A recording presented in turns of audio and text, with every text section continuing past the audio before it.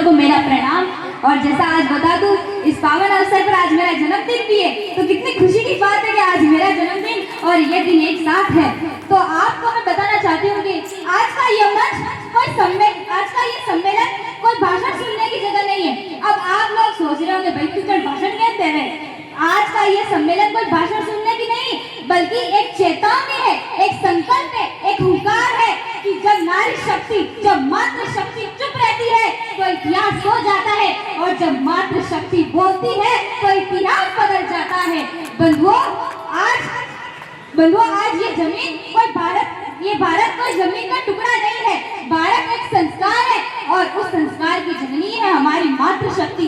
हमारी संस्कृति में साफ कहा है कि शक्ति बिना शिव भी शव के समान है, कि शक्ति बिना शिव भी शव के समान है। जैसे अर्धनारीश्वर ये दुनिया को दिया गया पहला संदेश है, जो ये बताता है कि नारी के बिना दुनिया अधूरी है। राम और सीता, आप लोग सब जानते हो ना कौन है राम और सीता। राम और सीता हमें सिखाते हैं कि धैर्य हमारी कमजोरी नहीं, हमारी ताकत है। इसलिए जो सहन को भी साधना बना ले, वो व्यक्ति युगों युगों तक पूजा जाता है, और जब दुनिया नारी को चार दीवारों में बांध रही थी, तब भारत में नारी शास्त्रार्थ कर रही थी।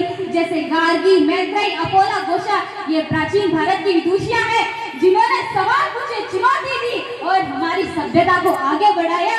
और इसलिए जहाँ नारी सवाल पूछती है वहाँ गुलामी टिकती नहीं है। इसलिए सवाल पूछिए, चुप ना रहे, अपने हक के लिए लड़िए। और जब बात आई धर्म, धरती, बलिदान, अभिमान की, तो वहाँ भी नारी चुप नहीं रही, वहाँ भी अपना इतिहास रख दिया। जैसे रानी दुर्गावती, रानी चेन्नम्मा, रानी अवक्का और अहिल्याबाई होलकर, इन सब ने ये नाम से वीरांगनाओं के नहीं है, बल्कि राष्ट्र के स्वाभिमान के है।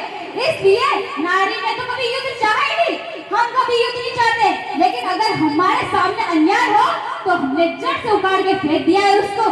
बंधुओं, आज युद्ध सीमा पर नहीं है, हमारे घर के भीतर है, क्योंकि मोबाइल बढ़ रहे हैं और संस्कार घट रहे हैं। तो किसी ने क्या कहा है कि फोन खाता में आ गया और परिवार दूर है। को याद रखिए, परिवार समाज की मूल इकाई है, और परिवार की धुरी है हमारी मातृशक्ति। इसलिए हर रोज दिन में कम से कम एक बार सभी साथ बैठकर भोजन अवश्य करें और अपनी मातृभाषा में बातचीत करें। और सारे पेरेंट्स से रिक्वेस्ट है कि अपने बच्चों को डांटे मत, बल्कि उनसे मित्र की भांति बात कीजिए और उनसे मूल्य की तरह व्यवहार कीजिए, तभी तो उनमें संस्कारों की भावना जागृत होगी। इसलिए बच्चे बिगड़ते नहीं है, बल्कि हम ही अपनी जिम्मेदारी भूल जाते हैं। याद रखिएगा, जब परिवार मजबूत होगा तो समाज मजबूत होगा, और जब समाज मजबूत होगा तो हमारा देश मजबूत होगा। और वहीं पे आज की बहुत बड़ी एक समस्या है हमारे यहाँ, जिसे हम लव जिहाद का नाम देते हैं। तो उसी के उपलक्ष्य में कुछ पंक्तियां मैंने तैयार की प्रस्तुत करूंगी कि जागो अब तो जागो बहनों, अपना सम्मान बचा लो बहनों। बेटी हो तुम भारत की, भारत का सम्मान बचा लो बहनों। और जिस माटी पर जन्म लिया उसको अपने पहचानो तुम, और दुर्गावती, लक्ष्मी बाई, पद्मनी जैसी स्वरूप बनो तुम, और अपनी पहचान खुद बनाओ तुम।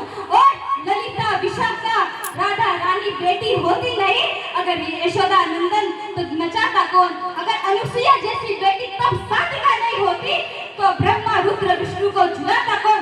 जनता जनार्दन बताए एक बात आज, कि सावित्री न होती तो सत्यवान को बचाता कौन। सब कुछ होता। ये लाइनें मैंने अपने अनुसार रखी है, तो सुनिएगा। चाहूंगी कि तालियों की गड़गड़ाहट पूरी इस माहौल में गूंज उठे कि सब कुछ होता, सब कुछ होता। पर एक बात सोच लेना, ये किरण ना होती तो उम्मीद की किरण जगाता कौन। बोलिए भारत माता की, नारी शक्ति।